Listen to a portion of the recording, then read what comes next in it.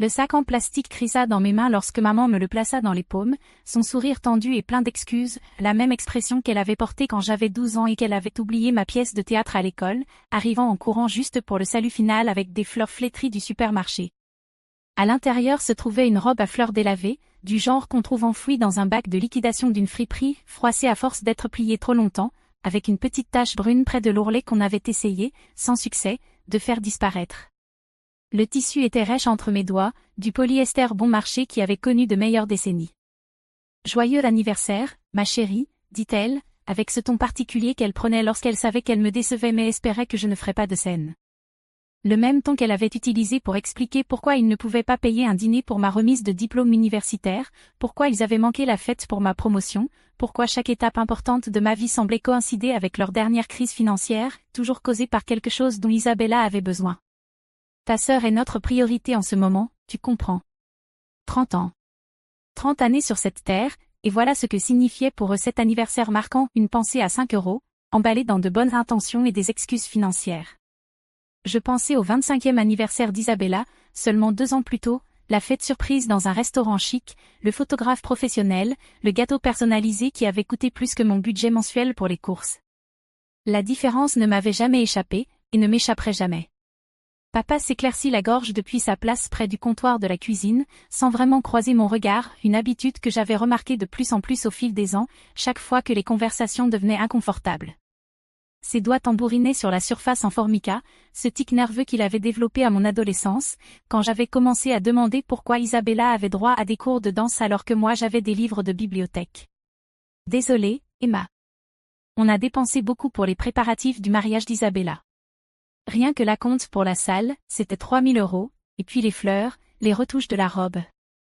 Gardez-le, l'interrompis-je, posant doucement le sac sur la table entre nous, avec des gestes délibérés et calmes. La robe fit un léger bruissement en se posant. Ma voix était posée, plus calme que je ne me sentais, plus assurée que je ne l'avais été après des années à ravaler mes déceptions. Vous allez avoir besoin de chaque centime. Le silence qui suivit fut assourdissant. Même la vieille horloge de la cuisine semblait marquer les secondes plus fort, tandis que le poids de mes mots s'installait dans la pièce. Le visage de maman passa par toute une palette d'émotions, d'abord la confusion, ses sourcils se fronçant comme à l'accoutumée, puis la peine lorsque la compréhension se fit jour, et enfin un éclair de ce qui ressemblait à de la peur. Sa main monta inconsciemment à sa gorge, un geste que je connaissais depuis l'enfance et qui annonçait un conflit. « Qu'est-ce que tu veux dire par là ?» demanda papa, enfin en me regardant directement, ses yeux bleus, les mêmes que les miens, cherchant sur mon visage des indices qu'il n'avait jamais pris la peine de voir auparavant.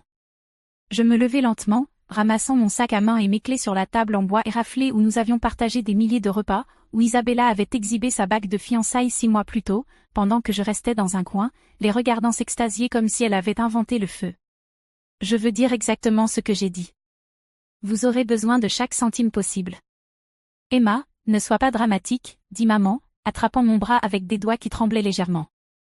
Son contact me parut étranger, presque inconnu, depuis quand m'avait-elle touché la première ? Tu sais qu'on t'aime autant qu'Isabella. C'est juste que les mariages sont chers, et elle ne se marie qu'une seule fois. Et moi, je n'ai 30 ans qu'une seule fois aussi, répondis-je, me dégageant doucement de sa main, remarquant à quel point elle me laissait partir facilement, elle m'avait toujours laissé partir facilement. Mais visiblement, certains jalons comptent plus que d'autres dans cette famille. Le trajet du retour me sembla plus long que d'habitude, chaque rue familière s'étirant à l'infini devant moi. Chaque feu rouge me laissait le temps de réfléchir, de sentir le poids de 30 années passées dans la peau de la fille qu'on oublie, peser sur ma poitrine comme une chose tangible. Je passai devant l'école primaire où j'avais attendu seule qu'on vienne me chercher plus de fois que je ne pouvais les compter, observant les autres enfants courir vers des parents qui se souvenaient d'eux en premier. Je passai devant le parc où s'était tenue la fête de remise de diplôme d'Isabella, celle qu'ils avaient planifiée pendant des mois, et me rappelai mon propre dîner discret à la maison, parce que, les prix au restaurant sont trop élevés en ce moment, ma chérie. Isabella avait toujours été la star, plus jolie, oui, avec ses dents parfaitement droites et ses ondulations blondes impeccables qui ne connaissaient jamais de mauvais jours.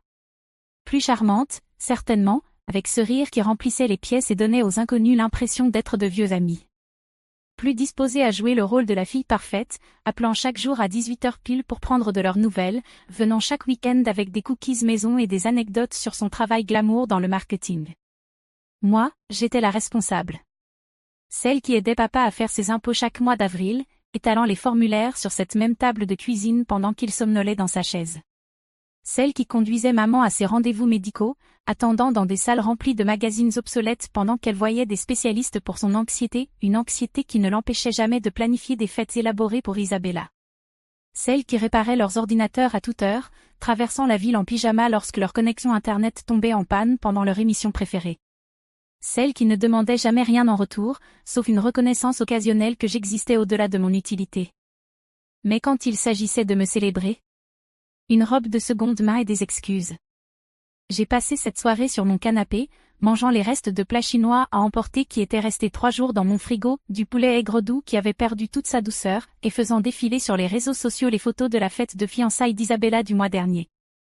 L'événement avait été somptueux, bien au-delà de tout ce que notre famille avait jamais organisé, un photographe professionnel profitant de la lumière dorée du coucher du soleil, un dîner traiteur composé de plats dont je ne savais même pas prononcer le nom, des fleurs probablement plus chères que mon loyer mensuel, disposées en cascade digne d'un magazine.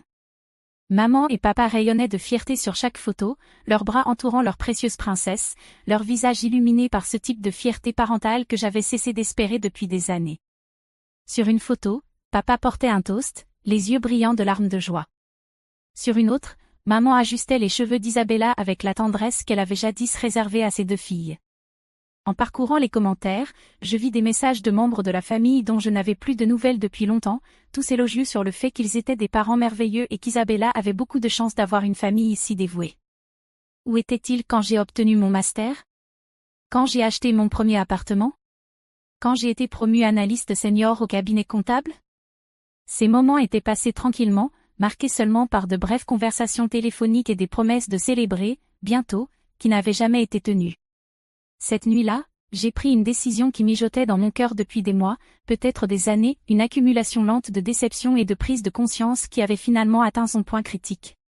J'ai écrit une lettre, pas un monologue colérique rempli d'accusations et de sentiments blessés, mais une explication calme et mesurée de 30 années d'observation.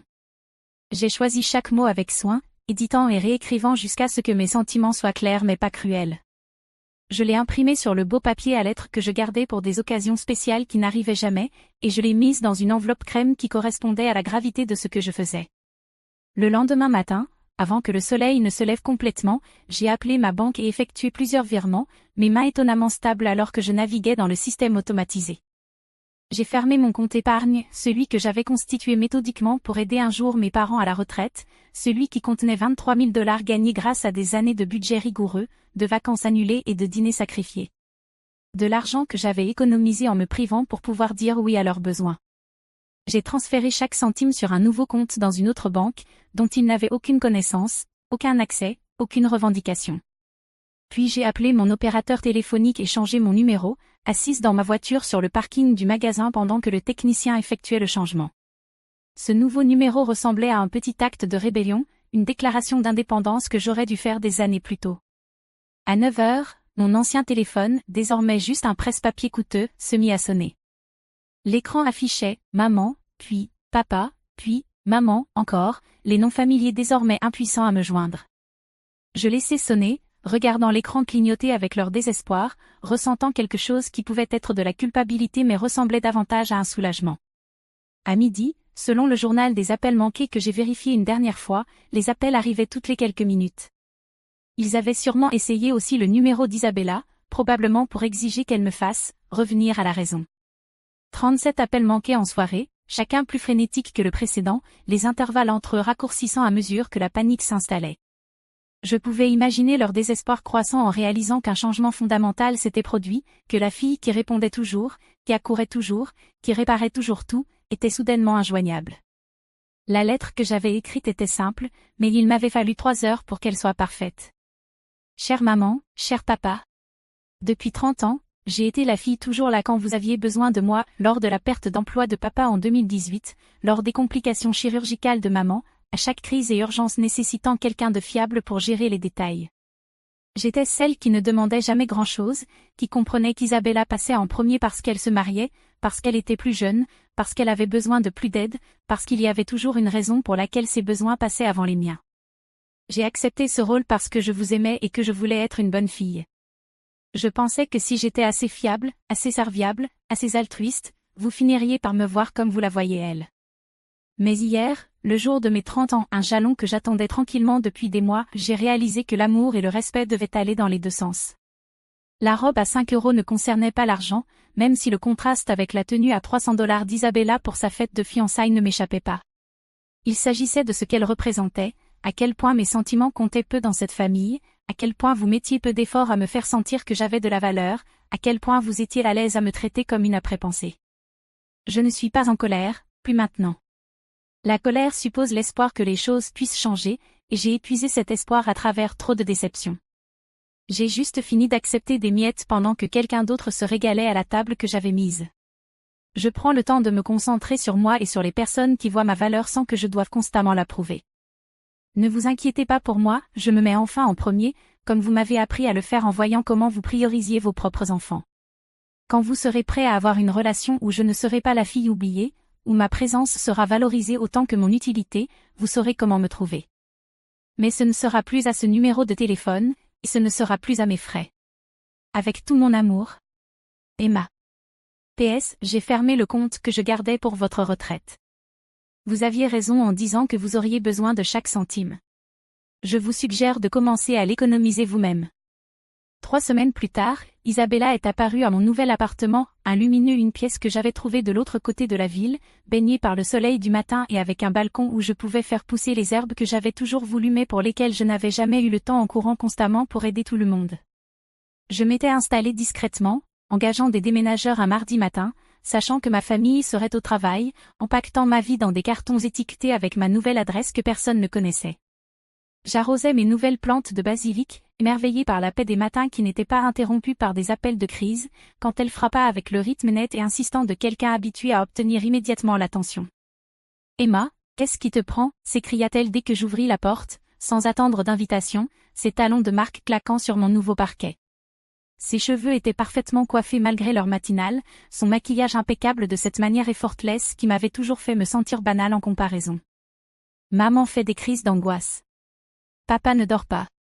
Ils ont parcouru toute la ville à la recherche de ta voiture comme un petit chiot perdu. Bonjour à toi aussi, Isabella, répondis-je, me décalant pour la laisser entrer tout en notant que sa première préoccupation n'était pas mon bien-être, quand m'avait-elle demandé pour la dernière fois comment j'allais ? Un café ? Je viens de faire une nouvelle cafetière. Je ne veux pas de café. Je veux des réponses. Elle se retourna brusquement pour me faire face, son sac, celui que maman et papa lui avaient offert pour son anniversaire l'an dernier, un sac Coach qui valait plus que ma mensualité de voiture, serré dans ses mains parfaitement manucurées. Pourquoi tu leur fais subir ça ? Ils sont morts d'inquiétude. Je me suis versé une tasse avec ma nouvelle cafetière, un petit luxe que je m'étais enfin permis maintenant que je ne mettais plus chaque centime de côté pour les urgences des autres, et je me suis assise à ma nouvelle table de cuisine. C'était un magnifique meuble en bois que j'avais acheté dans une boutique d'antiquités, le genre de mobilier que j'avais toujours admiré mais jamais acheté parce que j'étais trop occupée à aider les autres avec leurs dépenses. La lumière du matin traversant ma fenêtre orientée à l'est faisait briller le grain comme du miel. Je ne leur fais subir rien du tout, dis-je calmement, en enlaçant ma tasse chaude. Je refuse juste d'être traitée comme une après-pensée dans ma propre famille. Pour un cadeau d'anniversaire ? Emma, tu as 30 ans, pas 13. C'est incroyablement puéril. Ces mots flottaient dans l'air entre nous, et je réalisais qu'elle ne comprenait vraiment pas. Elle n'avait jamais eu à comprendre, car elle n'avait jamais été dans ma position, toujours choisie, toujours célébrée, toujours mise en premier. Tu as raison, j'ai 30 ans. Et en 30 ans, quand est-ce que maman et papa m'ont fait sentir que j'étais leur priorité ? Quand m'ont-ils jamais célébré comme ils te célèbrent ? Quand ont-ils jamais placé mes besoins avant les tiens, ou même considéré qu'ils étaient également importants ? La question sembla la prendre au dépourvu. La colère d'Isabella fléchit un instant, ses lèvres parfaitement lustrées s'entr'ouvrant comme pour parler, puis se refermant. Elle s'assit lentement en face de moi, son sac à main coûteux glissant sur le sol avec un léger bruit sourd. « Il t'aime », dit-elle enfin, mais sa voix était maintenant plus douce, moins assurée. « Je sais qu'ils le font. Mais l'amour n'est pas qu'un sentiment, Isabella. Ce sont des actes. C'est se montrer présent.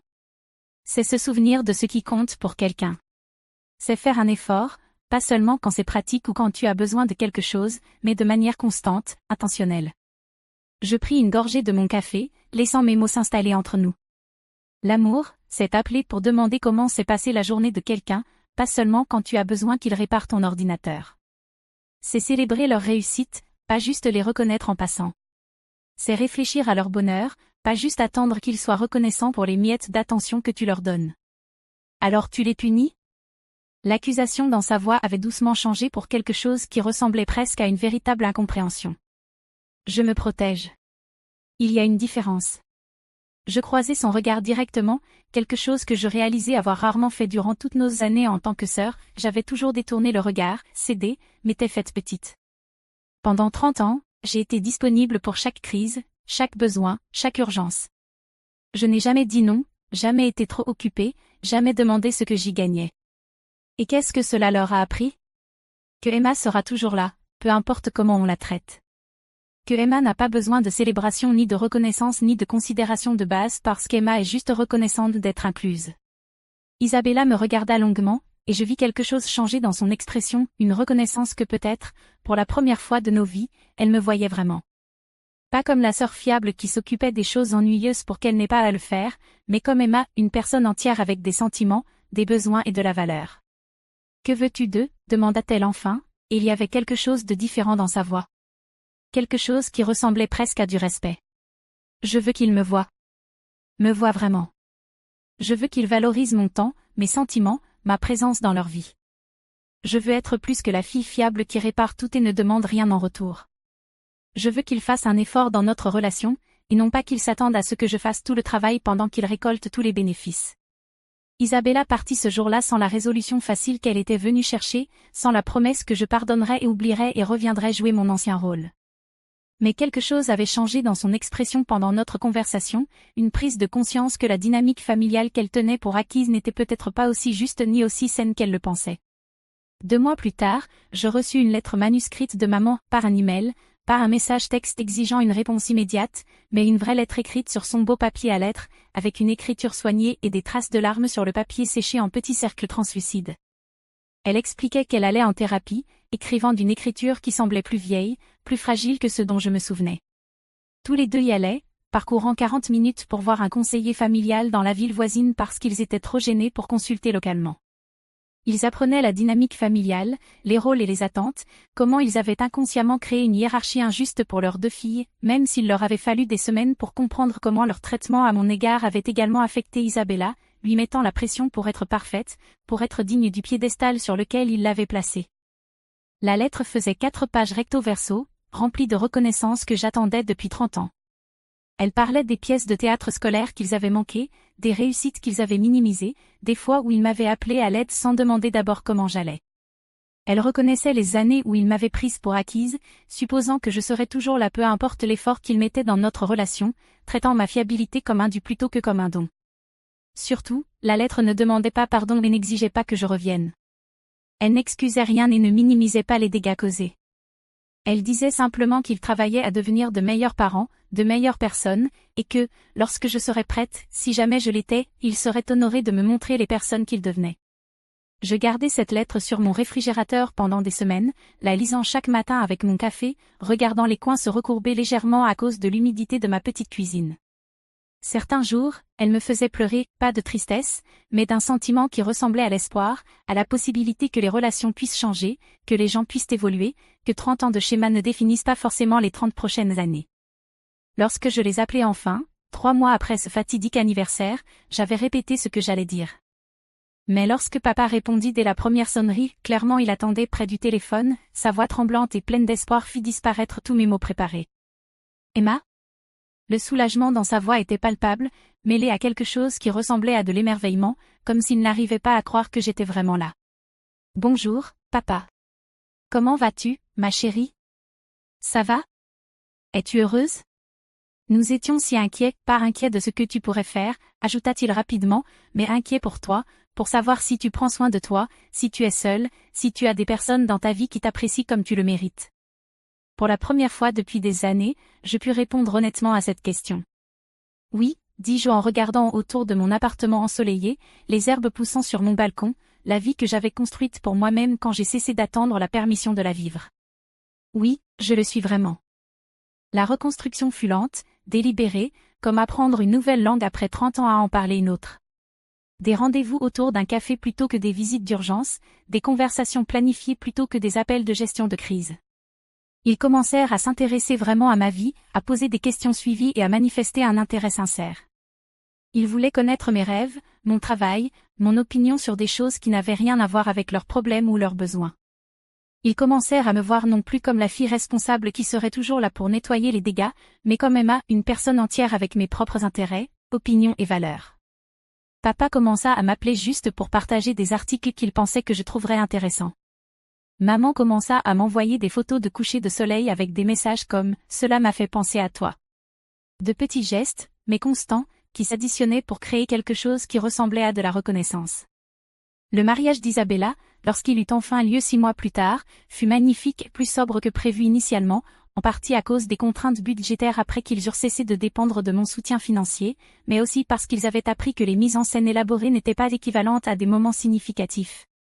Mais plus beau que toutes les décorations fut la manière dont maman et papa veillèrent à m'inclure dans chaque conversation, à demander mon avis sur les décisions familiales, à me faire sentir que ma présence comptait autant que celle de n'importe qui d'autre.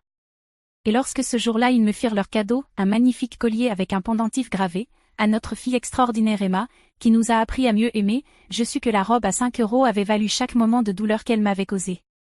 Le collier était charmant, mais le véritable cadeau résidait dans la reconnaissance dans leurs yeux, la compréhension qu'ils avaient failli perdre quelque chose de précieux par leur propre négligence. Parfois, le plus beau cadeau que l'on puisse offrir à quelqu'un est de lui apprendre à valoriser ce qu'il a avant de le perdre pour toujours.